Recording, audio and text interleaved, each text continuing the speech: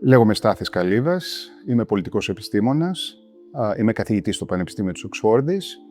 Έχω ζήσει τα περισσότερα χρόνια και έχω εργαστεί κυρίως στις Ηνωμένες Πολιτείες, πρωτού πάω στην Βρετανία.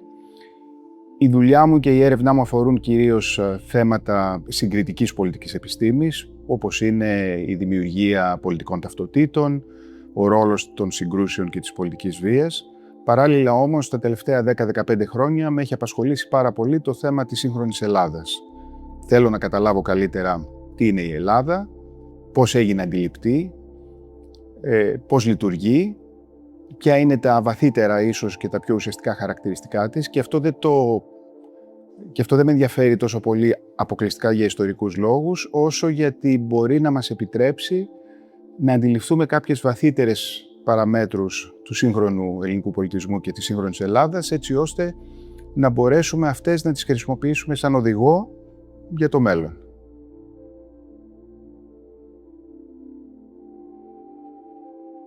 Αυτό το καιρό γράφω ένα βιβλίο για το θέμα της πολιτικής βίας και πώς διάφορες μορφές πολιτικής βίας συγκροτούν ένα σύνολο και πολλές φορές σχετίζονται μεταξύ τους με τρόπους που δεν αντιλαμβανόμαστε. Εδώ πίσω βλέπουμε διάφορες εκδοχές της πολιτικής βίας, βλέπουμε μάχες, βλέπουμε τον πόλεμο της ανεξαρτησίας, βλέπουμε επαναστάσεις όπως της 3ης Σεπτεμβρίου και το μεγάλο ερώτημα είναι πώς όλα αυτά τα πράγματα συνδέονται μεταξύ τους και τι σημασία έχουν. Στο σημερινό κόσμο, η αίσθηση που έχουμε για την πολιτική βία είναι εντελώς αρνητική. Θεωρούμε ότι η βία πρέπει να εξαλειφθεί από την πολιτική και από τον κόσμο. Ότι αποτελεί μια παθογένεια που δεν έχει θέση στη ζωή μας και αυτό είναι πολύ θετικό από πολλές απόψεις. Αυτό όμως πολλές φορές μας οδηγεί στο να θεωρήσουμε ότι το παρελθόν της βίας ήταν πάντα παθολογικό. Ενώ στην πραγματικότητα δεν μπορούμε να διανοηθούμε τον κόσμο το δικό μας έτσι όπως υπάρχει σήμερα χωρίς την πολιτική βία του παρελθόντος. Η Ελλάδα είναι παράδειγμα. Αυτό που υπάρχει σήμερα, η ιστορία μας, είναι σε πάρα πολύ μεγάλο βαθμό προϊόν της πολιτικής βίας. Και αυτό βλέπουμε σήμερα σε αυτή την αίθουσα του μουσείου. Πώς μπορούμε να συμφιλιώσουμε το γεγονός ότι η βία υπήρξε διαδικασία που μεταμόρφωσε την πραγματικότητα, που γέννησε καινούριες ιδέες, καινούριες τάσεις, καινούριες πραγματικότητες, με το γεγονός ότι είναι κάτι που ως πράξη την απορρίπτουμε σήμερα και πώς μπορούμε να φανταστούμε στο μέλλον αλλαγές, ρήξεις, συγκρούσεις στις οποίες η πολιτική βία πλέον δεν θα έχει τη θέση που είχε στο παρελθόν. Αυτά είναι τα ερωτήματα που με απασχολούν και σε μεγάλο βαθμό στην εσωτερική ζωή των κρατών αυτό που πραγματοποίησε η δημοκρατία τα τελευταία 50-60 χρόνια, για να μιλήσουμε στην Ελλάδα 50 χρόνια, είναι ότι ουσιαστικά ξεχώρισε την διαδικασία της πολιτικής σύγκρουσης από τη διαδικασία της βίας. Αυτό δεν ισχύει στις διεθνείς σχέσεις, όπου επικρατεί ακόμα το δίκαιο του ισχυρότερου, όταν τα πράγματα φτάσουν σε ένα αδιέξοδο, αλλά μας δίνει έναν οδηγό για το πώς θα μπορούσαν να εξελιχθούν τα πράγματα στο μέλλον. Βλέπουμε πίσω μου δύο απόψεις της Αθήνας, στις οποίες κυριαρχεί η εικόνα του Παρθενώνα, της Ακρόπολης, του βράχου. Και σκέφτομαι ότι ίσως να μην υπήρχε η σύγχρονη Ελλάδα χωρίς αυτό το τοπόσιμο. Και αυτό μας καλεί να αναρωτηθούμε πώς μία ιδέα που έχει τη δυνατότητα να λειτουργήσει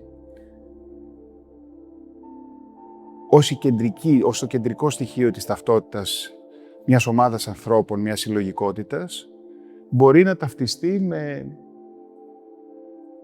με ένα πολύ ισχυρό τοπόσιμο. Στη συγκεκριμένη περίπτωση δεν είναι μόνο η Ακρόπολη και αυτό που σημαίνει, είναι και η τοποθεσία του πάνω σε αυτό τον μοναδικό βράχο που ξεπροβάλλει σχεδόν μαγικά στο μέσο μιας πεδιάδας, ενός λεκανοπεδίου που περιτριγυρίζεται από βουνά.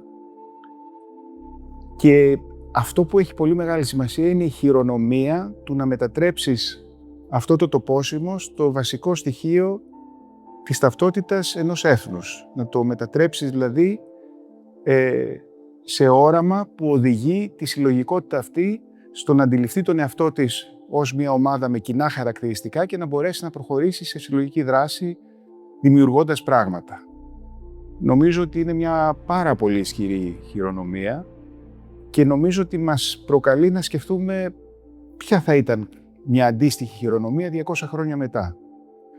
Το Μουσείο Μπενάκη είναι αυτή ακριβώς η παρακαταθήκη που συμπυκνώνει τα στοιχεία εκείνα τα οποία έχουν περάσει σχεδόν στο υποσυνείδητό μας και αποτελούν το κολάζ πάνω στο οποίο δομείται η ταυτότητα της σύγχρονης Ελλάδας και η δική μας ως Ελλήνων, και βλέποντας όλα αυτά μαζί μπορούμε να τα αποσυναρμολογήσουμε και να τα σκεφτούμε ένα-ένα και να δούμε πώς συνδέθηκαν μεταξύ τους και δημιούργησαν αυτή την πανίσχυρη αίσθηση που αποτελεί μέρος του ποιοι είμαστε. Άμα συγκρίνουμε αυτές τις απόψεις της Αθήνας από τον 18ο και το 19ο αιώνα με το σήμερα, η βασική διαφορά που θα δούμε είναι ότι πλέον η Ακρόπολη περιτριγυρίζεται από μια τεράστια πόλη. Οπότε θα έλεγα ότι αυτό που πραγματικά αξίζει είναι να σκεφτούμε τη σύνδεση της πόλης με την Ακρόπολη.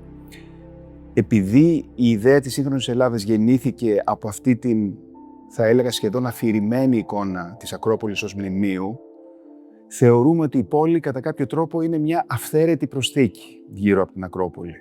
Ενώ στην πραγματικότητα είναι ο καρπός αυτής της επιλογής να αναδείξουμε αυτό το μνημείο ως το κέντρο της ιδέας μας, και γι' αυτό θεωρώ ότι η σύνδεση ανάμεσα στη σύγχρονη πόλη και το πολύ χαρακτηριστικό στοιχείο που είναι η ομοιομορφία στο ύψος, που δημιουργεί έναν ωκεανό από μικρούς κύβους, ως επιτοπλίστων λευκούς κάτω από τον ήλιο, δίνει την αίσθηση της σύγχρονης Ελλάδας, αυτής που δημιουργήσαμε εμείς γύρω από αυτό το μνημείο.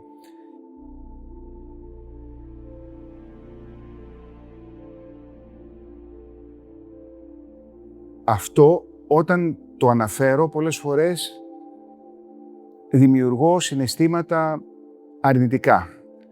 Πολλοί κόσμος θεωρεί ότι η συμβολή δική μας είναι στην καλύτερη περίπτωση μία αστοχία και στη χειρότερη περίπτωση μία ύβρις σε σχέση με το μνημείο.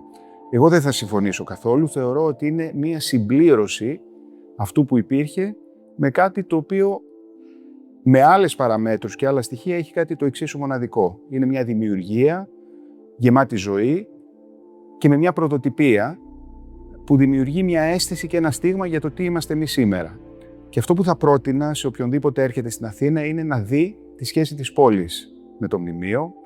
Ένα πολύ καλό σημείο που μπορεί να το καταλάβει αυτό είναι ο Λυκαβητός, αλλά επίσης και κάνοντας βόλτες στο κέντρο της Αθήνας και σηκώνοντας το κεφάλι να δει πώς σχετίζεται η πόλη με το μνημείο, πώς συνομιλεί με αυτό και να αναρωτηθεί για το πώς αυτό που καταφέραμε εμείς σε αυτά τα 200 χρόνια, τη δημιουργία μιας πόλης που παρόλη την κριτική που έχει υποστεί έχει πάρα πολύ αξιόλογα στοιχεία, να τη σκεφτεί ως ένα βήμα σε μια σύνθεση, όπου το παλιό και το νέο συνομιλούν για να δημιουργήσουν ακόμα κάτι πιο ενδιαφέρον στο μέλλον.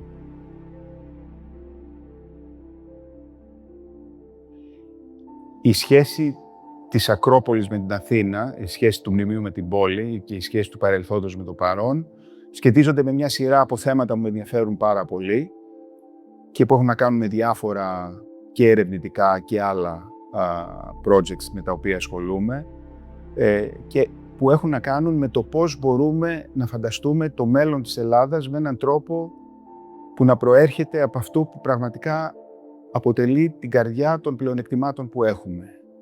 Σε τι είμαστε καλοί, τι μπορούμε να πάρουμε ως συμβολή στο παγκόσμιο γίγνεσθε και πώς μπορούμε αυτά να τα αναπτύξουμε με έναν τρόπο που να είναι πραγματικά δημιουργικά και πρωτότυπα.